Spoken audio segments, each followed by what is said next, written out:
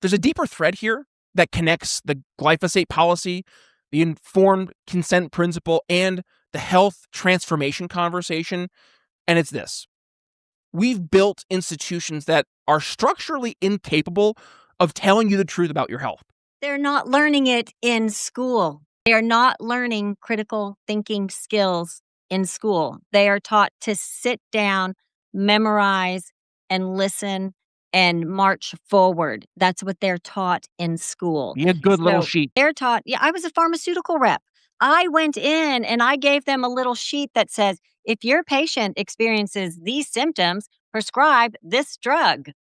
That was my thing. And I come back the next day or the next week and I'm like, remember, if your patient has these symptoms, prescribe this drug. And that was it. It was nothing like, you ever talk to them about, maybe getting some exercise or changing their eating habits or something like that. It was none of that.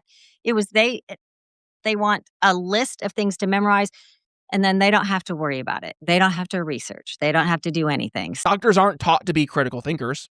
Kathy, she was a pharmaceutical rep, and she knows the model from the inside out. You hand a physician a one-page sheet that says, patient presents with these symptoms, well, prescribe this drug. And that's not medicine. That's a lookup table. And we train the population the same exact way. Sit down, memorize, follow instructions, and don't ask why. The result is a society that outsources its health to people who have no legal liability for the outcome and no structural incentive to tell you there are alternatives.